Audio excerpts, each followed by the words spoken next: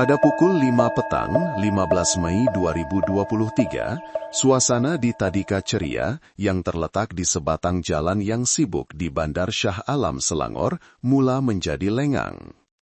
Suara riuh rendah dan gelak tawa kanak-kanak serta laungan ibu bapa yang memanggil anak masing-masing sudah reda. Hanya tinggal beberapa orang kanak-kanak yang bermain di taman permainan sementara menunggu ibu bapa mereka yang terlewat datang menjemput. Di dalam bilik darjah kelas 5 tahun, Cikgu Nurul Hidayah yang berusia 25 tahun mula berasa resah. Dia seorang guru muda yang berdedikasi dan sangat menyayangi murid-muridnya. Semua rakan sekelas sudah pulang. Hanya tinggal seorang budak lelaki kecil molek dan comel yang sedang duduk mewarna seorang diri di sudut meja, iaitu Adam bin Farhan yang berusia 5 tahun. Selalunya, Ibu Adam, Puan Suraya binti Ahmad yang berusia 30 tahun adalah antara ibu bapa yang paling awal tiba untuk menjemput anaknya. Puan Suraya sentiasa kelihatan ceria, cermat dan tidak pernah lewat. Namun, hari ini, jam sudah menunjukkan pukul 5 petang, kemudian 5.15 petang, tetapi bayangnya masih tidak kelihatan.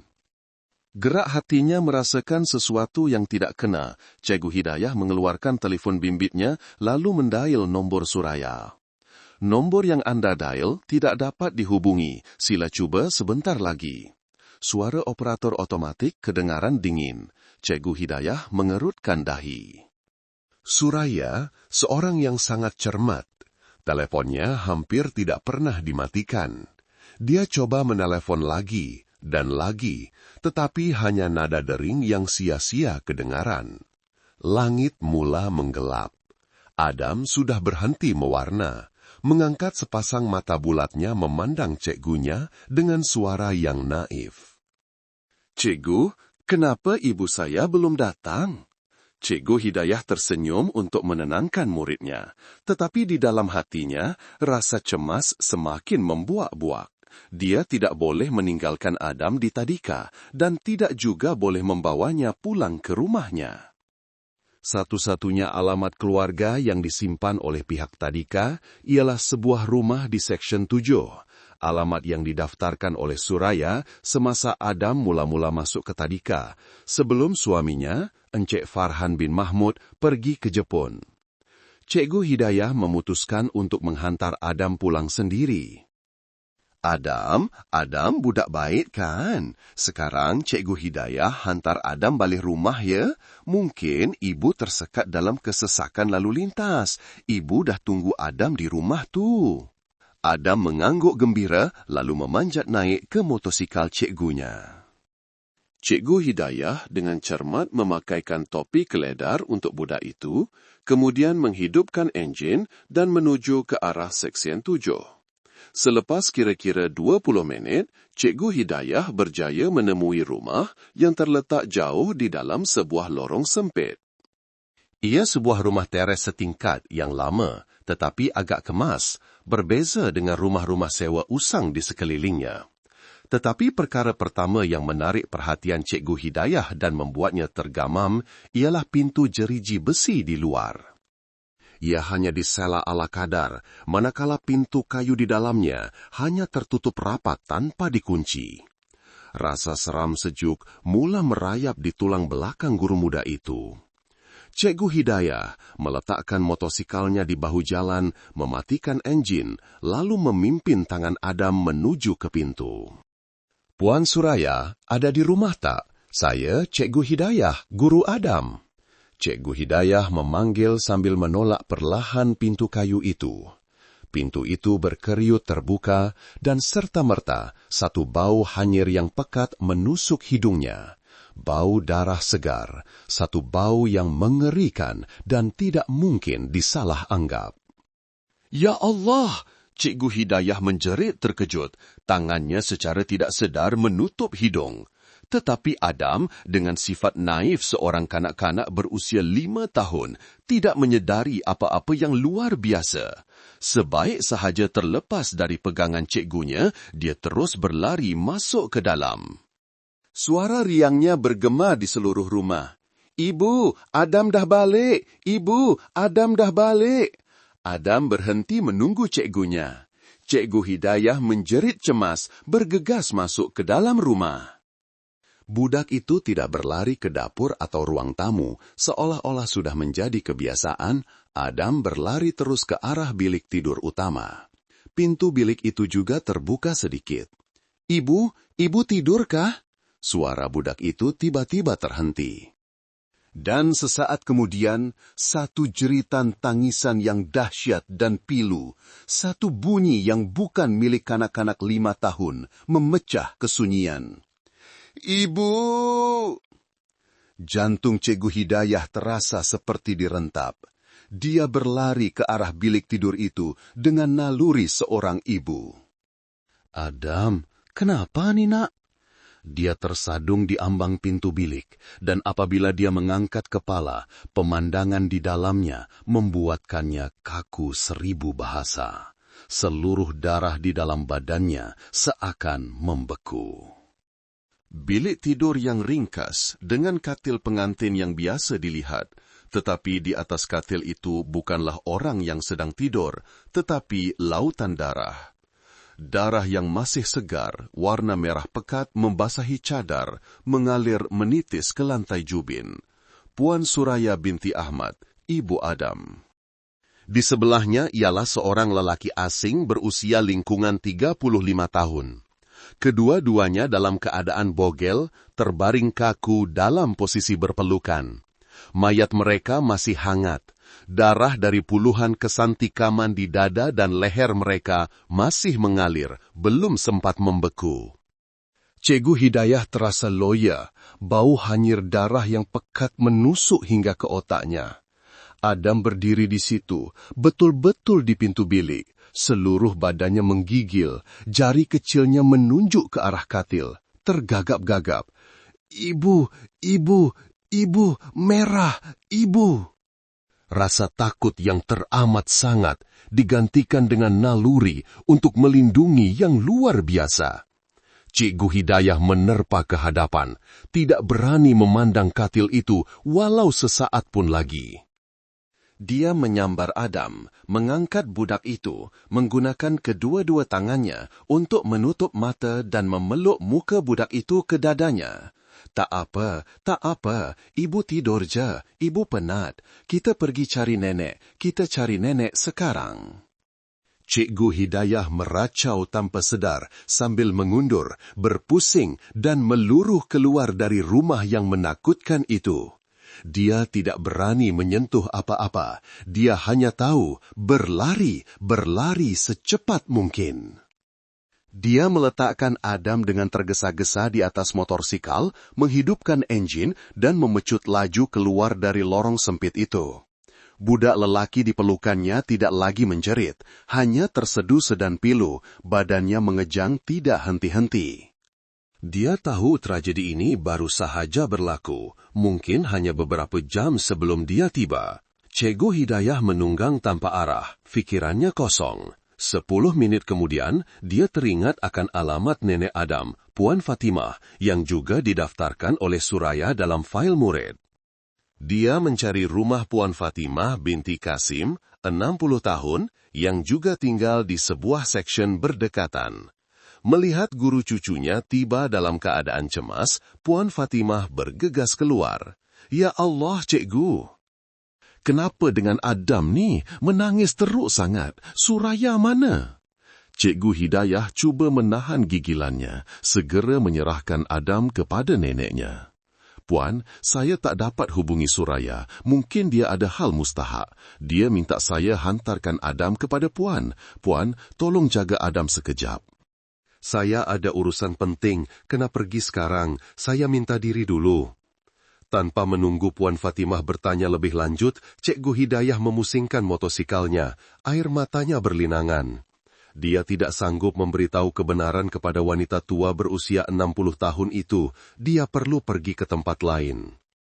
Cikgu Hidayah memecut terus ke Balai Polis Seksyen 13, seksyen yang paling dekat dengan tadikanya. Dia meninggalkan motosikelnya di luar, menolak pintu dan meluru masuk dalam keadaan tidak terurus, rambutnya kusut masai. "Lapor, saya nak buat laporan," dia menjerit kepada pegawai yang bertugas. "Pembunuhan. Ada kes bunuh di rumah Adam di Seksyen 7. Puan Suraya. Dia dah mati. Mati atas katil. Banyak darah. Darah masih segar. Dengan seorang lelaki lain yang saya tak kenal. Tolong, mereka baru jadi bunuh." Cikgu Hidayah rebah ke lantai. Badannya tidak bermaya. Hanya tinggal tangisan yang teresak-esak. Pegawai polis itu terkejut dan segera menyadari keseriusan laporan itu. Satu kes jenayah berat yang panas baru sahaja berlaku dan ditemui oleh seorang guru tadika dan seorang kanak-kanak berusia 5 tahun. Laporan kes yang sangat serius itu, apatah lagi ia kes yang baru berlaku, segera dimaklumkan oleh Balai Polis Seksyen 13 terus kepada Ibu Pejabat Polis Kontingen Selangor dan Ketua Polis Daerah Shah Alam. Tahap keseriusan kes ini, 2 orang mati, tempat kejadian masih baru, kemungkinan pembunuh belum lari jauh, menuntut tindak balas yang sepantas mungkin. Hanya 15 minit kemudian, lorong kecil yang sunyi di Seksyen 7 itu dipecahkan oleh bunyi siren yang bertalu-talu. Seluruh kawasan itu segera ditutup. Lampu biru dan merah dari kenderaan polis memancarkan cahaya aneh ke dinding rumah yang berlumut, menarik perhatian ratusan penduduk yang ingin tahu. Mereka berkumpul di seberang garisan polis, berbisik-bisik dengan rasa takut yang tidak dapat disembunyikan. Pasukan dari Jabatan Siasatan Jenayah, JSJ, bersama Unit Forensik dan Pusat Perubatan Forensik Selangor dengan pantas mengambil alih tempat kejadian. Asisten Komisioner Polis ACP Azman bin Rashid, Ketua Jabatan Siasatan Jenayah, seorang pegawai yang terkenal dengan ketegasan dan pengalamannya yang luas, turut hadir untuk mengetuai siasatan. Melangkah masuk ke dalam rumah, pemandangan pertama yang menyapa para penyiasat ialah satu kontras yang ketara. Ruang tamu dan dapur sangat kemas dan bersih. Semuanya diatur ringkas, seperti rumah keluarga pekerja biasa.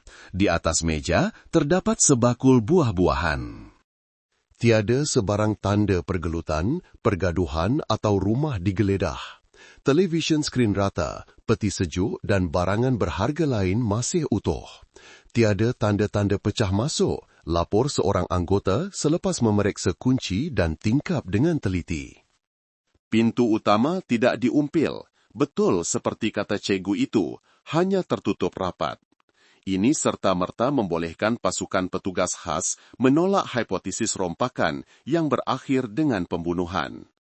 Sasaran pembunuh bukanlah harta benda, dan ketiadaan tanda pecah masuk menunjukkan kemungkinan besar pembunuh bebas masuk ke dalam rumah ini, sama ada dia seorang kenalan atau dia mempunyai kunci. Tetapi perkara yang paling mengerikan ialah baunya. Bau darah segar yang hanyir dan pekat menusuk hidung. Bau khas satu pembunuhan beramai-ramai yang baru sahaja berlaku.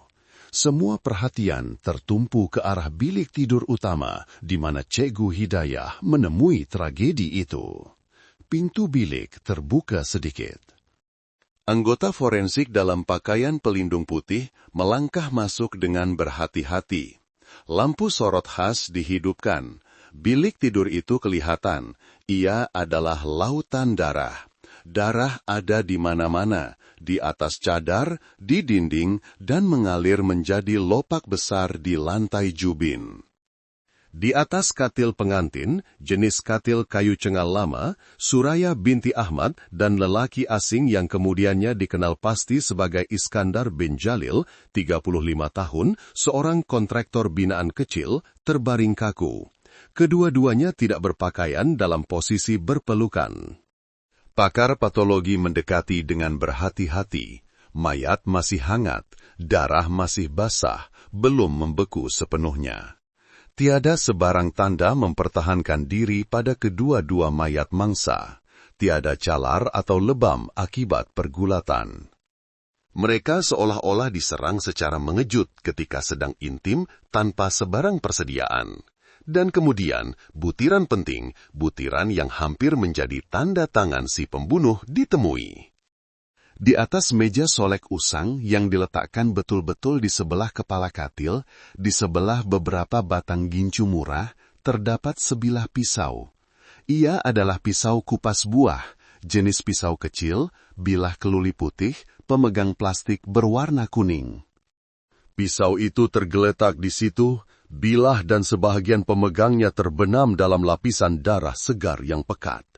Senjata pembunuhan ada di sini, kata ACP Azman dengan suara yang berat.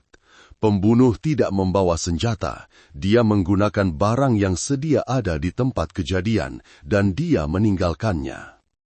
Ini adalah maklumat yang sangat penting. Ia menunjukkan kemungkinan besar pembunuh adalah seorang kenalan, seseorang yang tahu selok-belok rumah ini. Dan tindakan meninggalkan senjata di tempat kejadian menunjukkan bahawa selepas melakukan jenayah, dia berada dalam keadaan panik yang melampau, hanya tahu melarikan diri dan tidak cukup tenang untuk menyembunyikan atau menghapuskan jejak secara teratur. Bedah siasat awal dijalankan di tempat kejadian. Ketua pakar patologi, selepas selesai tugasnya, menanggalkan sarung tangan yang berlumuran darah dan melaporkan kepada ACP Azman. Lapor Tuan, kedua-dua mangsa meninggal dunia akibat kejutan kehilangan darah yang teruk disebabkan oleh pelbagai luka tikaman dari objek tajam. Senjata pembunuhan dikenal pasti secara awal sebagai pisau kupas buah yang ditemui di tempat kejadian. Tiada tanda-tanda pergelutan atau mempertahankan diri. Dia berhenti sejenak sebelum memberikan kesimpulan yang paling penting. Kami telah mengukur suhu badan dan memeriksa mayat. Mayat belum kaku sepenuhnya. Masa kematian dianggarkan antara 2 hingga 3 jam sebelum masa pemeriksaan kita. 2 hingga 3 jam. Seluruh pasukan petugas khas saling berpandangan. Cikgu Hidayah menemui kes ini pada lebih kurang pukul 5 petang. Undur 2 hingga 3 jam bermakna pembunuhan itu berlaku sekitar pukul 3 petang, di tengah hari. Satu pembunuhan yang berlaku pada pukul 3 petang ketika anak berusia 5 tahun masih di tadika, tetapi ia adalah masa istri berada di rumah bersama kekasihnya. Kes ini, dari satu laporan yang samar-samar, kini mula menampakkan bentuknya yang sebenar. Satu kes pembunuhan kerana cemburu dilakukan oleh seseorang yang mempunyai kunci dan tahu jadual harian mangsa. Dia telah bertindak kejam dalam keadaan mengamuk di tengah hari ketika menangkap basah pasangan itu. Semuanya sudah terlalu jelas. Tugas pasukan petugas khas sekarang ialah mencari siapa orang itu dan di mana dia berada. Langit semakin gelap. Rumah teres setingkat di Seksyen 7 itu, tempat tragedi baru sahaja berlaku, diselubungi cahaya lampu sorot polis yang dingin. Siasatan di tempat kejadian masih berjalan dengan sangat pantas. ACP Azman bin Rashid berdiri di ruang tamu, wajahnya tegang. Kes ini berlaku hanya 2 hingga 3 jam yang lalu. Ini bermakna pembunuh tidak mungkin lari jauh. Sekat semua jalan keluar dari Shah Alam. ACP Azman memberi arahan kepada pasukan risikan melalui radio. Periksa semua stesen bas, stesen kereta api dan sekatan jalan raya. Dia masih di sini dan mungkin masih ada kesan darah padanya. Sementara kepungan diperketat, pasukan siasatan di lokasi juga segera berpecah. Kes ini pada zahirnya nampak mudah. Tiada tanda rompakan, harta benda tidak diusik. Pisau kupas buah, satu-satunya senjata, ditinggalkan di atas meja solek. 2 mangsa mati dalam keadaan bogel di atas katil pengantin pada waktu tengah hari ketika anak berusia 5 tahun berada di sekolah. Ini adalah gambaran klasik, satu gambaran yang mana-mana penyiasat boleh meneka namanya serta-merta, cemburu. Jenayah kerana kegairahan, kegilaan, hati yang dikhianati apabila ditangkap basah. Persoalannya bukan mengapa, persoalannya ialah siapa. Siapa yang mempunyai kunci rumah ini? Siapa yang mempunyai dendam yang cukup besar untuk melepaskan 20 tikaman? Dan siapa yang tahu katil ini adalah katil pengantin? Pasukan risikan pertama, yang diketuai oleh seorang pegawai berpangkat superintenden yang berpengalaman, mula mengetuk pintu jiran-jiran di sekitar lorong itu. Apabila mereka mengetahui rumah Suraya baru sahaja menjadi lokasi pembunuhan 2 orang, mereka semua terkejut, muka pucat lesi. Seorang wanita tua yang menjual barang runcit di kepala lorong memberikan maklumat yang sangat berharga. "Ya Allah, saya dah agak dah," kata wanita tua itu, suaranya masih menggeletar. "Budak Suraya tu, suaminya dah beberapa tahun di Jepun. Masa suaminya baru pergi, dia duduk rumah dengan anak. Baik budaknya, rajin. Tapi, dalam setengah tahun ni, wanita itu berbisik dekat di telinga pegawai risik itu. Saya tengok pelik. Setiap malam, ada seorang lelaki bawa kereta mewah masuk lorong ni. Dia masuk rumah Suraya, lepas tu tidur kat situ terus. Pagi esok baru keluar. Dialah lelaki yang kena bunuh sekali itu." Orang dalam lorong ni semua tahu, semua mengumpat. Seorang wanita lain menyampuk. Mereka hidup macam suami isteri. Kesian si Farhan, suaminya. Kerja teruk-teruk di Jepun, hantar duit balik untuk isteri. Tapi isteri kat rumah bela jantan. Memang tragedi. Maklumat disahkan. Suraya dan Iskandar hidup bersama secara terbuka di rumah lama itu. Sarang cinta Suraya dan suaminya yang berada di luar negara. Pasukan siasatan kedua juga dengan pantas mendapat hasil. Iskandar bin Jalil, 35 tahun, memang seorang kontraktor binaan kecil, sudah berumah tangga di Johor Baru, tetapi dalam proses perceraian.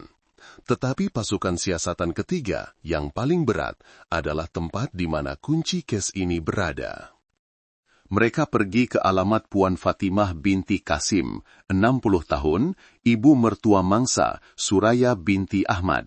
Ini juga tempat Cikgu Hidayah menghantar Adam pada petang tadi. 2 orang penyiasat, seorang lelaki dan seorang wanita, untuk memudahkan urusan menenangkan emosi, melangkah masuk ke rumah teres sederhana milik wanita tua itu. Berbeda dengan rumah menantunya, tempat ini kelihatan lebih usang dan sederhana. Puan Fatimah sedang duduk di atas kerusi, matanya bengkak dan lebam. Adam, selepas 1 episod panik, telah tertidur keletihan di atas katil di sebelahnya. Wanita tua itu duduk di situ dengan hati yang gelisah, menelpon menantunya, kemudian mendial nombor anaknya di Jepun, tetapi tiada siapa yang menjawab. "Encik, Puan Polis," Puan Fatimah berdiri dengan terketar-ketar. "Menantu saya, Suraya." "Tadi Cikgu Adam hantar dia balik sini, kata dia ada urusan. Sebenarnya apa yang dah jadi?" Penyiasat wanita itu segera melangkah ke hadapan dan memapah wanita tua itu duduk. Ini adalah saat yang paling sukar dalam kerjaya mereka. "Puan Fatimah, Puan kena bertenang," katanya dengan lembut. Kami sangat kesal terpaksa maklumkan satu berita. Puan Suraya binti Ahmad, dia telah dibunuh di rumahnya di Seksyen 7. Dia sudah meninggal dunia." Puan Fatimah seolah-olah disambar petir. Dia terhuyung-hayang hampir rebah. "Ya Allah, Suraya, kenapa jadi macam ni? Siapa yang kejam sangat? Dia budak baik, dia ada Adam. Macam mana dengan Adam sekarang? Farhan, oh anak tu." Puan Fatimah meraung memanggil nama anaknya dalam keputusasaan. Penyiasat lelaki, selepas membiarkan wanita tua itu menangis seketika, bertanya satu soalan penting. Puan, suami Puan Suraya, anak Puan, Encik Farhan bin Mahmud, sekarang berada di mana ya? Puan Fatimah cuba menahan kesakitan, mengesat air matanya. Suaminya, si Farhan, dia di Jepun, Cik. Dia pergi kerja di Osaka, Jepun, dah 3 tahun. Dia belum tahu lagi isterinya dah tak ada. 3 tahun, Jepun. Maklumat ini membuatkan kedua-dua penyiasat itu saling berpandangan dengan sedikit rasa kecewa. Jika suami berada di luar negara, hipotesis cemburu menjadi goyah. Boleh Puan ceritakan lebih lanjut tentang Farhan dan Suraya? Bagaimana hubungan mereka kebelakangan ini? Puan Fatimah mengeluh panjang, satu keluhan yang penuh dengan kepiluan. Farhan tu umur 32 tahun. Dia sayang sangat isteri dan anak dia. Dia pergi Jepun 3 tahun, kerja macam lembu kat sana. Cuaca sejuk, salji turun pun dia pergi kerja. Selalu kerja lebih masa.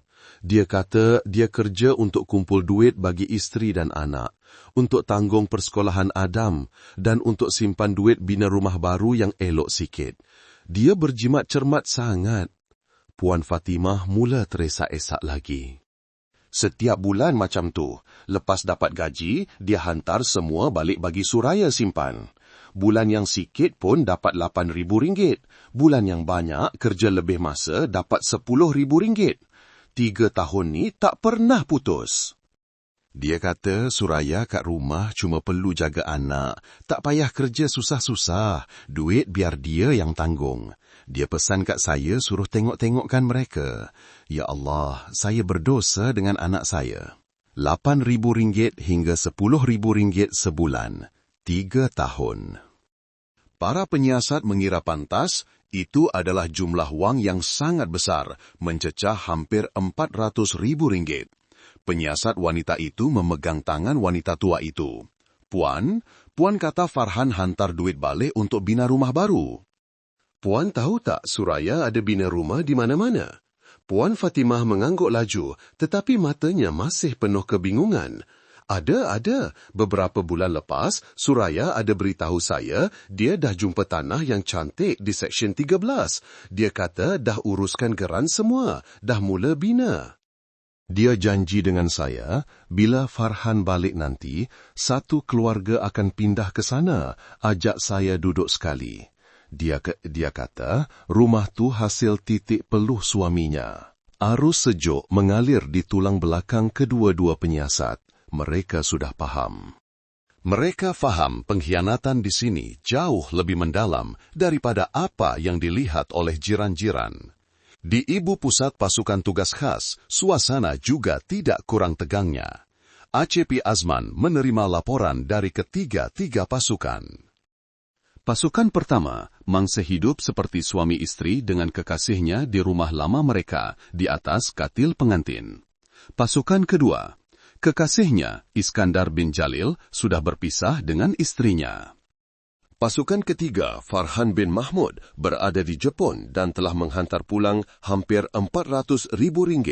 Wang ini telah digunakan oleh istrinya untuk membeli tanah dan membina rumah baru di Seksyen 13. Periksa rekod tanah di Seksyen 13 segera, arah ACP Azman. Hanya 15 minit kemudian, keputusan dari pejabat tanah dan galian tiba memberikan satu lagi kejutan. Tanah dan rumah yang sedang dibina di Seksyen 13 itu memang wujud, tetapi dalam geran pemilikan hanya ada satu nama, Suraya binti Ahmad. Kesunyian menyelubungi bilik mesyuarat. Semuanya sudah terlalu jelas. Suraya bukan sahaja curang, dia bukan sahaja membawa kekasihnya pulang ke sarang cinta mereka dan tidur di atas katil pengantin suaminya.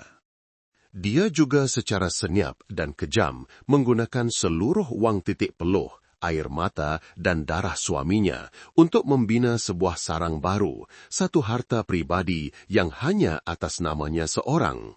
Ia adalah satu pengkhianatan berganda, satu kecurangan mutlak dari segi emosi dan keuangan. Motif sudah jelas. ACP Azman menepuk meja. Ini adalah motif terbesar, paling dahsyat. Bukan sekadar kes cemburu biasa, tetapi pengkhianatan mutlak. Dikhianati, dirompak segala-galanya. Seorang penyiasat muda menyuarakan keraguan. Tapi Tuan, pembunuhnya tak mungkin si suami. Dia di Jepun, semua rekod menunjukkan begitu. ACP Azman menggelengkan kepala. Isteri Iskandar cemburu, tak munasabah. Perompak, tiada apa yang hilang. Hanya ada seorang di dunia ini, katanya perlahan, yang ada kunci rumah di Seksyen 7. Hanya ada seorang di dunia ini yang menganggap katil itu sebagai katil pengantin. Dan hanya ada seorang di dunia ini yang dirompak hampir 400.000 ringgit. Semua butiran, masa kejadian pukul 3 petang adalah masa untuk menangkap basah. Ada kunci, bertindak ganas dengan 9 dan 11 tikaman, meninggalkan senjata dalam keadaan panik. Semuanya menunjuk kepada satu orang. Suspek nombor 1 dan satu-satunya dalam kes ini, ACP Azman menunjuk terus kepada nama Farhan bin Mahmud adalah si suami. Tapi dia di Jepun. Itulah masalahnya, kata ACP Azman, suaranya tegas. Satu-satunya hipotesis yang boleh menyatukan semua butiran ini ialah Farhan bin Mahmud tidak lagi berada di Jepun. Dia telah pulang ke tanah air secara rahsia. Mungkin dia pulang untuk membuat kejutan, atau mungkin dia sudah mendengar kabar angin. Dan pada pukul 3 petang tadi, dia telah menggunakan kuncinya sendiri, membuka pintu sarang cintanya, dan menyaksikan sendiri pemandangan yang mengerikan itu. Dia telah hancur, dan dia telah bertindak. Kesunyian menyelubungi bilik musyawarat. Jika hipotesis itu benar, ini adalah satu tragedi yang tidak dapat dibayangkan. Tugas, ACP Azman berdiri tegak. Pasukan risikan khas hubungi Jabatan Imigrasi Malaysia dengan segera. Semak semua penerbangan dari Osaka, Jepun, ke Malaysia dalam tempo 48 jam yang lalu. Saya nak tahu sama ada nama Farhan bin Mahmud, 32 tahun, berasal dari Selangor, telah masuk ke negara ini atau tidak. Bilik mesyuarat pasukan petugas khas polis kontingen Selangor sunyi sepi. Hipotesis yang baru dikemukakan oleh ACP Azman bin Rashid, walaupun sangat logik, berdepan dengan satu halangan realiti yang tidak dapat dinafikan. Farhan bin Mahmud berada di Jepun. Semua rekod, semua keterangan keluarga mengesahkan perkara itu. Buat sekarang, kata ACP Azman dengan tegas, seolah-olah memberi arahan kepada dirinya sendiri. Hubungi Jabatan Imigresen segera. Saya mau jawapan dalam masa 15 minit. Penantian bermula. 15 minit itu terasa seperti 1 abad. Para penyiasat keluar masuk bilik. Tiada siapa yang bercakap, tetapi semua faham panggilan telefon ini akan menentukan nasib keseluruhan siasatan. Jika Farhan bin Mahmud benar-benar masih di Jepun, mereka terpaksa bermula semula dari awal, menyelongkar semula semua hubungan kekasih mangsa, Iskandar bin Jalil, satu tugas yang akan memakan banyak masa dan mungkin menemui jalan buntu. Tepat 14 minit kemudian, telefon pejabat berwarna kelabu di atas meja ACP Azman berdering dengan kuat, mengejutkan semua orang. Dia mengangkat gagang dan memasang pembesar suara. Di ujung talian, kedengaran suara seorang pegawai dari Jabatan Imigrasi bercakap dengan pantas dan profesional. Lapor Tuan, ACP Azman, semakan telah dibuat seperti yang diminta. Ada subjek, nama Farhan bin Mahmud, 32 tahun, berasal dari Selangor. Nombor pasport sepadan, subjek telah memasuki negara. Jantung semua orang di dalam bilik itu seakan terhenti. Pegawai itu terus membaca maklumat dengan jelas dan tegas. Subjek Farhan bin Mahmud telah menaiki penerbangan bernombor VN321 dari lapangan terbang antarabangsa Kansai, Osaka, Jepun, dan mendarat di lapangan terbang antarabangsa Kuala Lumpur. Masa ketibaan 6 ketibaan pagi 14 Mei 2023. 6 pagi 14 Mei, seluruh bilik mesyuarat seolah-olah meletup. ACP Azman menggenggam penumbuknya. Semua kepingan teka-teki kini bercantum dengan sempurna dengan cara yang menyeramkan. Farhan bin Mahmud telah pulang. Dia pulang pada pagi 14 Mei. Dia telah berada di Malaysia, di Kuala Lumpur, lebih sehari sebelum pembunuhan itu berlaku. Dia tidak memberitahu sesiapapun dalam keluarganya, termasuk ibu kandungnya sendiri, Puan Fatimah. Dia telah pulang secara rahasia. Apa yang dia buat selama lebih sehari itu? Seorang penyiasat muda bertanya spontan. Dia menyiasat, jawab ACP Azman, suaranya dingin. Dia bukan pulang tiba-tiba untuk membuat kejutan. Dia pulang untuk mengesahkan sesuatu. Dia sudah mendengar kabar angin. Dia telah menggunakan hari ke-14 dan sepanjang hari ke-15 untuk mencari lorong di Seksyen 7 itu. Dia telah mengintip. Dia telah melihat kereta asing itu. Dia telah melihat istrinya dan kekasihnya berpegangan tangan masuk ke dalam sarang cintanya. Dan apabila dia sudah pasti segalanya, pada pukul 3 petang tadi, dia telah bertindak. Gambaran jenayah itu kini jelas sepenuhnya. Satu rancangan balas dendam yang disembunyikan di sebalik lawatan rahsia. Tunggu sekejap, ACP Azman tiba-tiba mengangkat tangan. Jika dia telah merancang sebegitu rupa, dia tidak akan tinggal di Malaysia. Dia akan mencari jalan untuk kembali ke Jepun secepat mungkin untuk mencipta alibi. Dia fikir kita akan mengambil masa beberapa hari, malah beberapa minggu untuk menemui mayat-mayat itu. Dia berpaling kepada pasukan risikan teknikal. Segera semak semua sistem tempahan tiket penerbangan. Nama, Farhan bin Mahmud. Destinasi, Malaysia ke Jepun. Berlepas dari KLIA. Semak untuk 72 jam akan datang. Satu lagi pencarian di alam siber bermula dan dalam masa kurang dari 30 menit, hasilnya sekali lagi membuatkan pasukan petugas khas tergamam dengan perancangan si pembunuh. Lapor tuan, ada. Subjek Farhan bin Mahmud telah menempah tiket sehala untuk kembali ke Osaka. Penerbangan bernombor JL750. 7 malam, 17 Mei 2023. 17 Mei, yaitu hanya 2 hari dari hari ini. Rancangan Farhan kini jelas seperti siang. Dia terbang pulang secara rahasia pada 14 hari bulan, mengintip dan melakukan pembunuhan pada petang 15 hari bulan.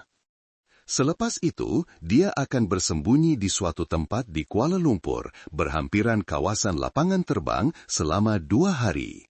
Pada 17 hari bulan, dia akan dengan tenang menaiki pesawat kembali ke Jepun. Dan apabila dia sudah berada di Jepun, kembali bekerja di kilang, seminggu kemudian, 2 minggu kemudian, apabila bau busuk dari rumah di Seksyen 7 itu mula dihidu, apabila jiran membuat laporan polis, apabila polis menemui mayat, dia akan mempunyai alibi yang tidak dapat disangkal. Dia masih bekerja di Osaka. Rancangan itu, jika tidak dikatakan sempurna, adalah sangat licik. Dia telah merancang segalanya. Dia hanya tidak merancang satu perkara. Dia tidak merancang kasih sayang seorang guru tadika terhadap muridnya. Dia tidak pernah menyangka bahwa Adam mempunyai seorang guru bernama Nurul Hidayah, seorang yang tidak menghiraukan hari yang semakin gelap karena bimbangkan muridnya dan menghantar budak itu pulang sendiri. Tindakan yang penuh tanggung jawab dan berperi kemanusiaan Cikgu Hidayah, itulah yang telah merosakkan sepenuhnya rancangan Farhan. Daripada beberapa minggu, jenayahnya terbongkar hanya selepas 2 jam. Dia masih di Kuala Lumpur. ACP Azman berdiri tegak. Dia baru melakukan jenayah pada pukul 3, ditemui pada pukul 5. Dia hanya ada paling banyak 3 hingga 4 jam untuk melarikan diri. Dia dalam perjalanan ke Kuala Lumpur. Dia sedang menunggu 17 hari bulan untuk terbang. Keluarkan waran tangkap serta-merta untuk Farhan bin Mahmud, arah ACP Asman dengan suara yang tegas. Semua pasukan di sekatan jalan raya di Lebuh Raya Persekutuan, Lebuh Raya Kesas, perlu diperketat. Maklumkan kepada polis Kuala Lumpur untuk bekerja sama menyekat semua pintu masuk. Semua anggota risikan terbaik bergerak ke Kuala Lumpur sekarang. Sasaran, semak, geledah semua hotel, rumah tumpangan, dan motel di sekitar lapangan terbang antarabangsa Kuala Lumpur. Dia mesti berada berdekatan untuk memudahkan perjalanan ke lapangan terbang. Tangkap dia walau apa cara sekalipun. Satu perlombaan dengan masa benar-benar bermula. Puluhan kereta tanpa lencana polis dari pasukan JSJ Selangor senyap-senyap meninggalkan ibu pejabat, bergabung dengan aliran trafik di Lebuh Raya, menuju terus ke Kuala Lumpur. Seluruh kawasan yang luas di sekitar KLI, termasuk Sepang dan daerah-daerah berdekatan, diletakkan di bawah pengawasan khas. Pasukan-pasukan risikan berbekalkan gambar Farhan bin Mahmud yang diberikan oleh Puan Fatimah berpecah memasuki setiap lorong, memeriksa setiap rumah tumpangan. Masa berlalu, 7 malam, 8 malam, masih tiada berita. Pencarian diteruskan dengan gigih dalam kegelapan malam. Pada pukul 9.30 malam 15 Mei, hanya 6 jam selepas pembunuhan, satu pasukan risikan yang sedang memeriksa kawasan berhampiran KLIA tiba-tiba tertarik dengan seorang individu. Di sebuah warung kopi usang di seberang jalan dari terminal, seorang lelaki duduk bersendirian di sudut yang paling tersorok. Dia memakai pakaian kerja yang lusuh, topi di kepalanya ditarik ke bawah menutupi matanya. Dia hanya memesan secawan kopi yang sudah sejuk entah sejak bila. Dia tidak menggunakan telepon, tidak bercakap, hanya duduk kaku, termenung memandang aliran kenderaan yang sibuk. Lelaki itu mempunyai susuk tubuh dan terutama sekali sepasang mata yang cengkung dan letih, sama seperti dalam gambar Farhan bin Mahmud. 2 orang pegawai risik senyap-senyap berpecah. Seorang tinggal untuk mengawasi, seorang lagi bergerak ke belakang. Mereka tidak bertindak terburu-buru. Subjek disyaki di warung kopi, Jalan KLIA 1. Mohon bantuan, satu mesej ringkas dihantar. Hanya 5 menit kemudian, ketika Farhan masih tenggelam dalam dunianya sendiri, 2 orang pegawai risik telah senyap-senyap mendekatinya dari 2 arah. Awak Farhan bin Mahmud? Tanya seorang pegawai, tangannya sudah bersedia di sarung pistolnya. Lelaki itu terkejut. Dia mengangkat kepalanya, wajahnya cengkung tidak terurus. Dia memandang kedua-dua lelaki asing itu, kemudian dia melihat pandangan mata profesional mereka. Dia tidak melawan, dia tidak melarikan diri, dia juga tidak menipu. Dia hanya menggigil. Seluruh badannya menggeletar. Dia menundukkan kepalanya ke meja, bahu lelaki berusia 32 tahun itu, yang telah seorang diri menanggung derita selama 3 tahun di negara orang, kini bergegar. Dia mula menangis. "Ya, saya Farhan," katanya perlahan. Tuan tangkaplah saya. Saya tahu hari ini akan tiba." Gari besi yang sejuk dikunci pada pergelangan tangannya. Pelariannya, permainan alibi yang telah dirancangnya dengan teliti, secara resminya berakhir hanya selepas beberapa jam. Kenderaan polis yang membawa Farhan bin Mahmud senyap-senyap meninggalkan Kuala Lumpur, membawa lelaki yang merupakan penjenayah dan juga mangsa sebuah tragedi rumah tangga itu kembali ke Selangor.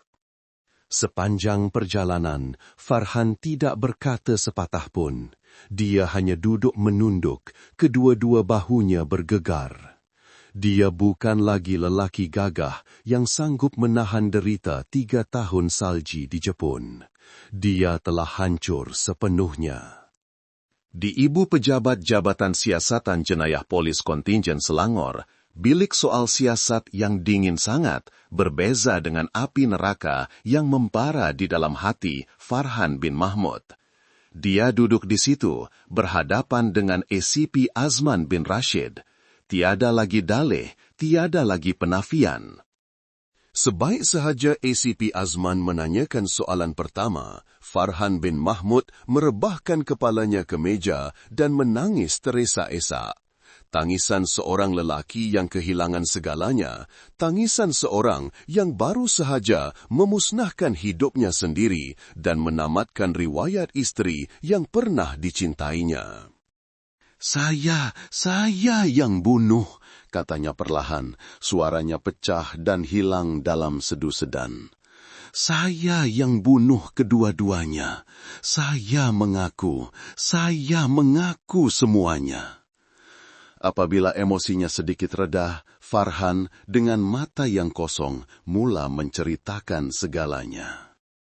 Pengakuannya adalah satu dakwaan yang penuh dengan air mata tentang pengkhianatan berganda, tentang dendam yang terpendam hingga ke kumunca sebelum meletus menjadi satu jenayah yang kejam. Dia mengaku dia adalah suami yang sah kepada Suraya binti Ahmad dan bapa kepada Adam bin Farhan. 3 tahun lalu, dia memutuskan untuk bekerja di Osaka, Jepun. Dia mahu memberikan kehidupan yang lebih baik untuk istri dan anaknya, mahu membina sebuah rumah yang selesa dengan tangannya sendiri. Saya kerja macam lembu di sana, kata Farhan teresa-esa. Sehari saya kerja 14 hingga 16 jam. Cuaca sejuk, bawah paras beku, salji turun tebal pun saya tetap kerja lebih masa. Saya berjimat setiap sen. Saya tak berani makan sedap, tak berani pakai baju tebal. Setahun sekali pun tak beli baju baru.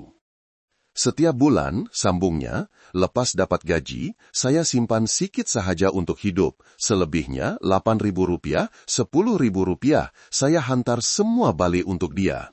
Saya percaya dia sepenuhnya. 3 tahun, saya dah hantar balik hampir Rp400.000.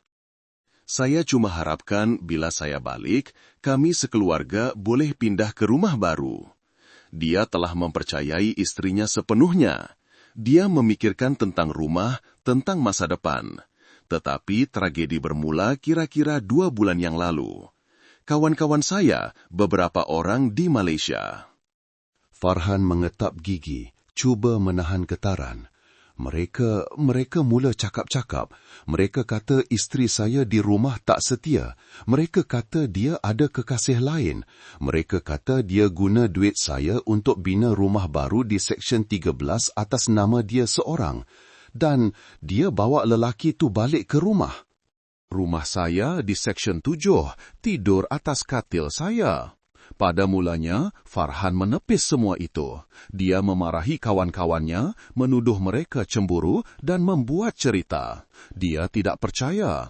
Dia menelepon istrinya, Suraya masih berlembut. Dia mengaku sedang membina rumah baru di Seksyen 13, tetapi katanya itu rumah untuk mereka berdua. Dia malah menangis, menuduh Farhan tidak mempercayainya. Tidak tahan lagi, Farhan memutuskan untuk pulang. Dia tidak memberitahu siapapun, termasuk ibunya sendiri, Puan Fatimah. Dia menipu syarikatnya dengan mengatakan ada kematian dalam keluarga dan memohon cuti kecemasan. Dia menempa tiket penerbangan seorang diri. Saya terbang balik pada 14 Mei, ceritanya. Pukul 6 pagi saya mendarat di KLIA. Saya tak balik rumah ibu. Saya naik taksi terus ke lorong di Seksyen 7 ke rumah saya sendiri. Dia tidak terus masuk ke rumah. Dia ada kuncinya sendiri, tetapi dia tidak masuk. Dia duduk di sebuah kedai minum di hujung lorong dari pagi hingga malam 14 Mei. Dia mengintip sarang cintanya sendiri. Dia melihat Suraya masih menghantar anak ke sekolah dan pulang seperti biasa. Tetapi pada malam itu, dia melihat sebuah kereta asing berhenti di hujung lorong. Lelaki itu, Iskandar bin Jalil, keluar dan masuk ke rumahnya dan tidak keluar lagi. Sepanjang hari dan malam itu, saya macam orang mati, kata Farhan, suaranya serak. Saya tak makan, tak minum. Saya tidur tak menentu di hotel budget. Saya cuma duduk di situ, memerhati. Dendam dalam diri saya, ia semakin membesar. Macam binatang buas, ia nak koyakkan dada saya. Saya hantar dia hampir 400.000 ringgit. 400.000 ringgit untuk dia bina rumah sendiri dan bawa jantan lain tidur atas katil saya. Dia telah menunggu. Dia menunggu sehingga keesokan paginya, 15 Mei. Dia melihat istrinya membawa anak mereka, Adam, ke sekolah. Saya nak lari peluk anak saya, dia menangis. Tapi saya tahan, saya kena tahu kebenarannya. Selepas Suraya menghantar anak dan pulang, dia melihat istrinya pergi ke pasar dan kembali ke rumah. Kira-kira pukul 10 pagi, lelaki itu, Iskandar bin Jalil, datang lagi dengan keretanya dan masuk ke dalam. Farhan duduk menunggu di kedai minum itu. Dia menunggu sehingga pukul 3 petang. Dia tidak tahan lagi. Dia tahu pada waktu itu anaknya masih selamat di Tadika. Pukul 3 petang, 15 Mei, suaranya bergetar. Saya berjalan pulang. Saya berdiri di depan pintu rumah saya. Saya guna kunci saya. Saya buka sendiri pintu rumah yang telah saya tinggalkan selama 3 tahun. Dia memasukkan kunci ke dalam lubang, memutarnya perlahan. Pintu terbuka tanpa bunyi. Rumah itu sunyi sepi. Dia melangkah masuk melalui ruang tamu, dan dia terdengar. Dia terdengar bunyi-bunyi. Bunyi-bunyi itu datang dari bilik tidur utama. Jantung saya berdegup macam nak pecah. Farhan menutup matanya rapat-rapat, mengimbas kembali detik ngeri itu. Saya tolak pintu bilik tidur. Dia tidak dapat meneruskan. Dia merebahkan kepalanya ke meja, tangisan dendam dan kesakitan bergema di seluruh bilik soal siasat. Selepas beberapa ketika, barulah dia mengangkat kepala, matanya merah menyala. Saya nampak, saya tangkap basah, dia menjerit. Istri saya, Suraya, dia atas katil, bogel. Dia sedang bersama lelaki lain. Mereka sedang buat benda tu atas katil pengantin saya. Itulah butiran yang membunuhnya. Katil itu adalah katil pengantin yang dibelinya sendiri sebelum pergi ke Jepun. Dia atas katil saya, tidur dengan jantan lain, dalam rumah saya, guna duit saya. Pada saat itu, Farhan bin Mahmud mengaku dia telah hilang akal. Dia bukan lagi manusia. Dia adalah binatang yang cedera, yang terdesak. Saya tak tahu apa yang saya fikir. Dia tergagap-gagap. Mata saya kabur. Saya cuma nampak dendam. Saya dah hilang segalanya. Saya hilang istri, hilang anak, hilang 3 tahun usia muda saya, hilang hampir 400.000 ringgit. Saya nampak pisau kupas buah, ada atas meja solek. Mungkin dia baru guna untuk kupas buah. Saya capai pisau tu. Dia menerkam. Dia tidak ingat bagaimana dia menikam. Dia hanya tahu menikam.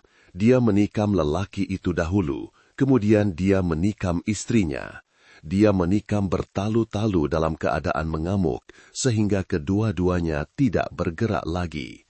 Dia menikam sehingga segala dendam di dalam dirinya terluas sepenuhnya. Bila saya sedar, Farhan menggigil. Tangan saya penuh darah. Mereka dah mati. Saya panik. Saya takut sangat. Saya buang pisau tu kat situ juga. Saya lari. Saya lari keluar dari rumah tu. Saya tak berani pandang anak saya. Masa tu baru saya teringat Adam dah nak balik sekolah. Tapi saya tak berani. Saya lari. Saya naik teksi terus ke KL. Dia mengaku rancangannya adalah untuk bersembunyi berhampiran KLIA. Dia sudah menempah tiket lebih awal untuk terbang pulang ke Jepun pada 17 hari bulan. Dia fikir ia akan mengambil masa yang lama, mungkin seminggu, sebelum orang menemui kes itu. Dia fikir ibunya atau jiran-jiran yang akan menemuinya. Dan pada masa itu, dia sudah berada di Jepun, sudah kembali bekerja di kilang. Dia akan mempunyai alibi yang sempurna. Saya tak sangka. Farhan memandang ACP Asman, suaranya penuh kepahitan. Saya dah rancang segalanya. Saya cuma tak sangka kes ini akan terbongkar begitu cepat. Hanya selepas 2 jam. Saya tak sangka cikgu anak saya akan hantar dia balik rumah pada hari itu juga. Pengakuan Farhan bin Mahmud telah menjelaskan sepenuhnya motif dan kronologi tragedi pembunuhan itu. Satu tragedi yang berpunca daripada pengkhianatan berganda, disirami dengan peluh, air mata, wang, dan akhirnya diakhiri dengan darah di tempat kejadian. Pengakuan yang penuh dengan air mata dan dendam daripada Farhan bin Mahmud di Balai Polis telah menutup bahagian siasatan salah satu tragedi rumah tangga paling dahsyat yang pernah berlaku di Shah Alam. Semua butiran daripada motif pengkhianatan berganda dari segi emosi dan keuangan, kronologi kejadian, sehinggalah rancangan melarikan diri yang licik. Semuanya telah dijelaskan dengan pengakuan sukarela yang lengkap bersama sistem bukti fisikal yang tidak dapat disangkal, daripada laporan forensik yang mengesahkan masa kematian sepadan dengan pengakuan, pisau yang menjadi senjata pembunuhan dengan cap jari yang ditinggalkan di tempat kejadian, sehinggalah data imigrasi dan tiket penerbangan yang telah ditempah. Jabatan Siasatan Jenayah Polis Kontingen Selangor mempunyai asas yang cukup. Beberapa hari kemudian, keputusan untuk memulakan pendakwaan terhadap suspek telah dikeluarkan. Farhan bin Mahmud, 32 tahun, secara resminya didakwa atas kesalahan membunuh di bawah Seksyen 302 Kanun Keseksaan. Kertas pertuduhan daripada pejabat peguam negara, selepas selesai disiapkan, menggariskan dengan jelas jenayah Farhan, terutamanya menekankan faktor-faktor yang memberatkan, seperti membunuh 2 orang dan melakukan jenayah dengan cara yang kejam, berdasarkan 20 tikaman yang ganas. Beberapa bulan kemudian, Mahkamah Tinggi Shah Alam telah membuka perbicaraan awam. Kes ini telah menimbulkan kejutan yang besar dalam kalangan masyarakat tempatan. Ia bukan kes pembunuhan dan rompakan oleh penjenayah profesional. Ia adalah tragedi yang meletus dari dalam sebuah keluarga. Tragedi pengkhianatan, wang, peluh, air mata, dan darah. Seawal pagi, Dewan Mahkamah sudah penuh sesak. Orang ramai datang bukan sahaja kerana ingin tahu, tetapi juga kerana marah dan pilu. Mereka mau melihat dengan mata kepala sendiri suami yang bertindak kejam terhadap istrinya, dan juga mau melihat dengan jelas tragedi seorang lelaki yang dikhianati dan dirompak hartanya. 2 pintu sisi Dewan Mahkamah terbuka. Farhan bin Mahmud dalam pakaian lokap yang longgar, diiringi oleh 2 orang anggota polis ke kandang tertuduh. Dia bukan lagi lelaki sehat dan sasa seperti 3 tahun lalu. Hanya selepas beberapa bulan dalam tahanan reman, berat badannya telah susut berpuluh kilogram, rambutnya kusut masai, matanya cengkung dan kosong. Dia berjalan terhuyung-hayang, kakinya terasa berat. Dia tidak berani mengangkat mukanya. Di barisan kerusi hadapan, Puan Fatimah, Ibu Farhan, duduk membongkok. Dia kelihatan tua 10 tahun. Dia menangis sehingga tiada lagi air mata. Dia memandang anak tunggalnya berdiri di kandang tertuduh, hatinya terasa seperti diremuk. Dia kasihan pada anaknya, marah pada menantunya, dan sedih dengan kesudahan yang begitu tragis. Cikgu Nurul Hidayah juga dipanggil ke mahkamah sebagai orang pertama yang menemui kes dan sebagai saksi penting. Dia duduk senyap di satu sudut. Matanya tidak dapat menyembunyikan trauma apabila teringat kembali pemandangan ngeri petang itu. Suaranya bergetar ketika menceritakan detik dia mengangkat Adam keluar dari rumah yang berbau hanyir darah itu. Perbicaraan bermula. Hakim, dengan suara yang tegas, mempengurusikan perbicaraan. Sesi soal siasat berjalan pantas kerana Farhan bin Mahmud telah menunduk dan mengaku semua perbuatannya sejak awal lagi tanpa sebarang penafian atau alasan. Dia menceritakan malam dia pulang, hari terpanjang dalam hidupnya duduk di kedai minum, dan detik dia membuka pintu bilik tidur pada pukul 3 petang. Suaranya mendatar dan kosong, seperti orang yang sudah mati jiwanya. Tertuduh tahu tak perbuatan tertuduh ini melanggar undang-undang? Tanya hakim. Farhan mengangguk, suaranya perlahan. Tahu yang Arif. Tahu kenapa masih buat. Waktu tu tertuduh bukan manusia lagi yang Arif. Tertuduh dah hilang segalanya. Sesi hujah peguam barulah benar-benar hangat. Peguam bela yang dilantik untuk Farhan cuba mengemukakan hujah-hujah untuk meringankan hukuman anak guamnya. Dia memberi tumpuan kepada elemen jenayah yang dilakukan dalam keadaan mental yang terganggu akibat provokasi melampau. Yang Arif dan barisan panel hakim, peguam bela itu berhujah dengan nada simpati. Anak guam saya telah mengalami satu kejutan psikologi yang amat besar. Kita perlu melihat punca jenayah ini. Cuba letakkan diri kita di tempat tertuduh. 3 tahun bekerja keras di negara orang, berjimat cermat setiap sen, menghantar pulang hampir 400.000 rupiah dengan satu-satunya harapan untuk membina keluarga yang bahagia. Dia menunjuk ke arah Farhan. Tetapi, apabila dia pulang secara rahasia, apa yang dia dapat? Pengkhianatan yang paling kejam. Tertuduh telah menangkap basah istrinya, orang yang paling dicintainya, dalam keadaan bogel, sedang berasmara dengan lelaki lain di atas katil pengantin mereka, di dalam rumah mereka sendiri. Pada masa yang sama, tertuduh tahu bahawa seluruh wang pitik peluhnya telah digunakan oleh istrinya untuk membina sebuah rumah lain atas nama pribadi. Itu adalah satu provokasi, satu dendam yang teramat sangat, yang tidak dapat ditanggung oleh mana-mana lelaki normal. Perbuatan jenayah anak guam saya adalah spontan akibat serta-merta daripada kemarahan cemburu yang menggila tanpa sebarang perancangan awal. Peguam bela itu menekankan tertuduh tidak membawa senjata. Tertuduh mencapai pisau kupas buah yang sedia ada di tempat kejadian. Ini membuktikan perbuatannya adalah spontan. Ini adalah satu tragedi di mana mangsa Suraya binti Ahmad mempunyai bagian kesalahan yang sangat besar dan tidak dapat dinafikan. Mohon mahkamah yang mulia ini mempertimbangkannya. Hujah pembelaan itu membuatkan seluruh dewan mahkamah riuh.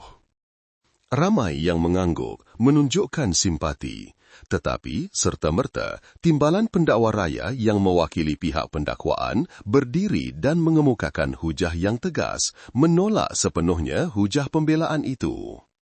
Pihak pendakwaan bersetuju bahawa tertuduh telah mengalami pengkhianatan yang serius dari pihak mangsa, kata pendakwa raya dengan lantang.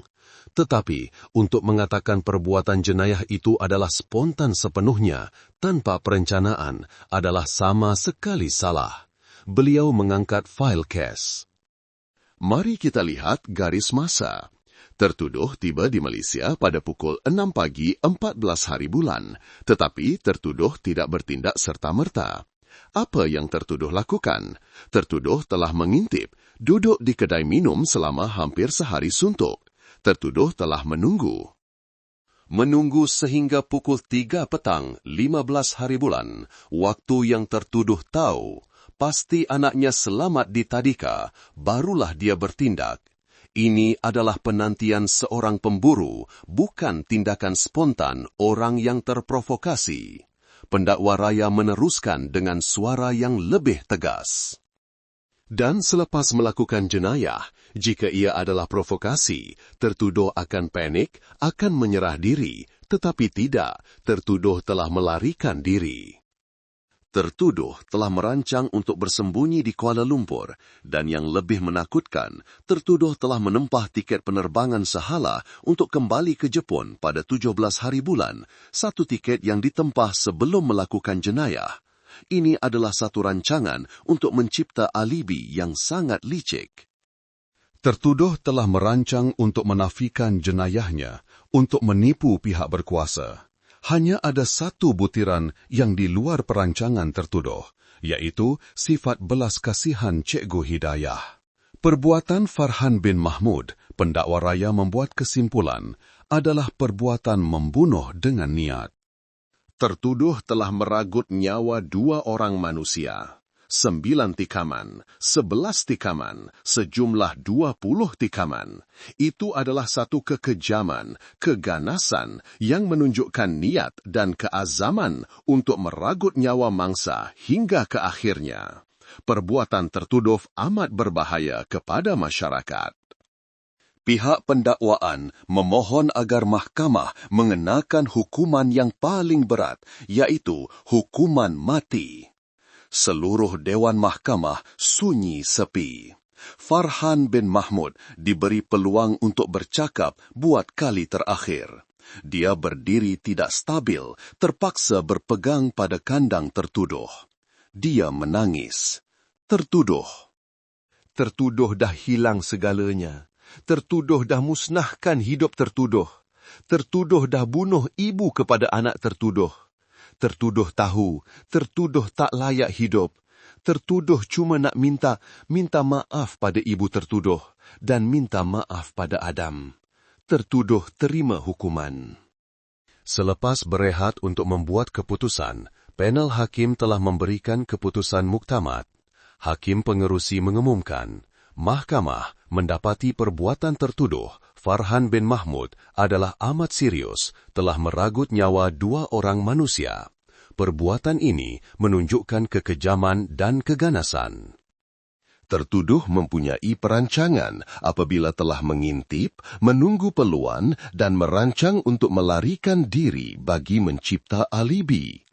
Walau bagaimanapun, suara hakim menjadi perlahan. Mahkamah juga mempertimbangkan punca sebenar kes ini. Sebahagian kesalahan terletak pada mangsa Suraya binti Ahmad yang telah melakukan perbuatan yang melanggar tanggungjawab serius seorang isteri, mengkhianati dari segi emosi dan keuangan, yang membawa kepada keadaan di mana tertuduh berada dalam keadaan psikologi yang penuh dendam dan tertekan. Ini adalah satu faktor mitigasi yang signifikan. Tertuduh juga telah mengaku bersalah dengan jujur dan menunjukkan penyesalan. Selepas menimbangkan secara menyeluruh faktor-faktor yang memberatkan, membunuh 2 orang, bersifat kejam, dan yang meringankan, pengakuan jujur, kesalahan serius mangsa, mahkamah berpendapat adalah perlu untuk mengasingkan tertuduh dari masyarakat selama-lamanya. Tetapi belum sampai ke tahap perlu menyingkirkannya secara kekal. Oleh yang demikian, Mahkamah Tinggi Shah Alam memutuskan untuk menjatuhkan hukuman penjara seumur hidup ke atas tertuduh Farhan bin Mahmud. Hukuman dijatuhkan. Farhan bin Mahmud rebah. Dia tidak menangis. Dia hanya memandang kosong ke hadapan. Dia akan membayar harga jenayahnya dengan sisa hidupnya di sebalik tirai besi. Di bawah, Puan Fatimah menjerit pilu. Ya Allah, anakku!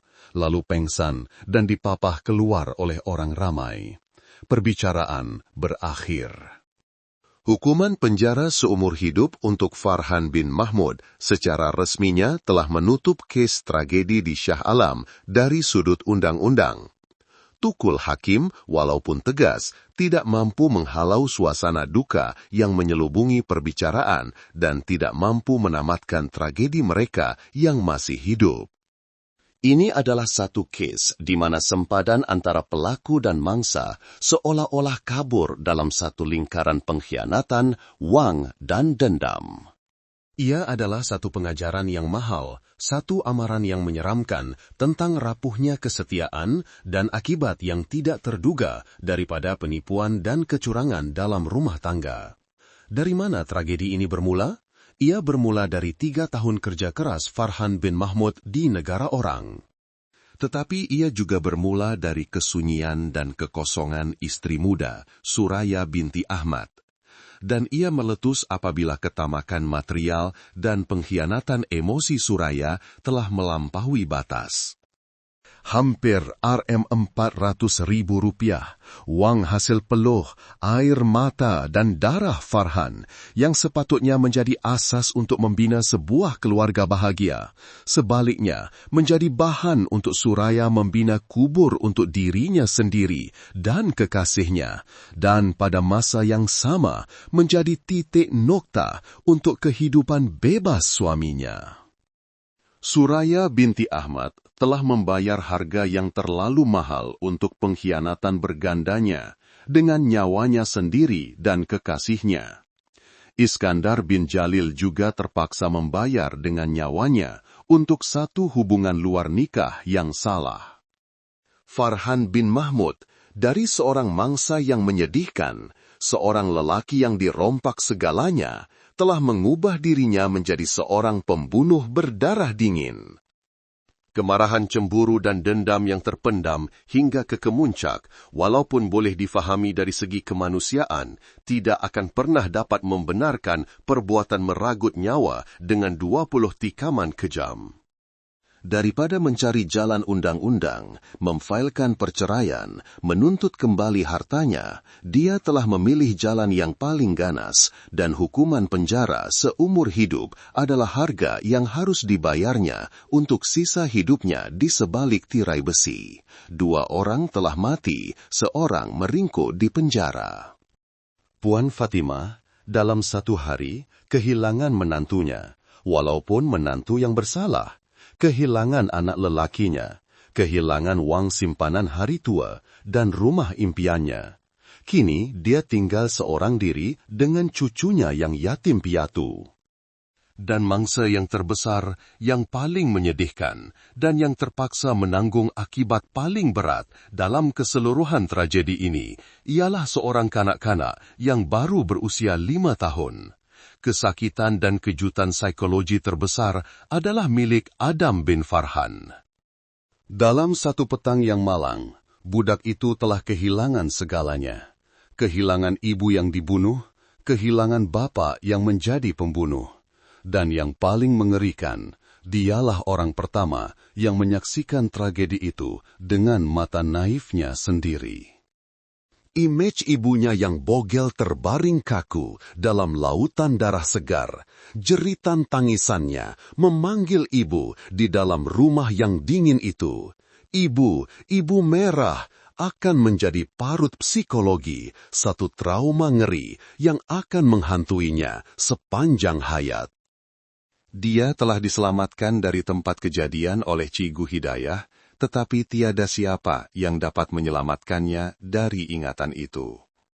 Tragedi orang dewasa telah berakhir dengan hukuman penjara seumur hidup, tetapi ia membuka satu lagi tragedi, satu hukuman yang tidak kelihatan, yang berpanjangan tanpa henti, terukir dalam jiwa rapuh seorang kanak-kanak yang tidak berdosa.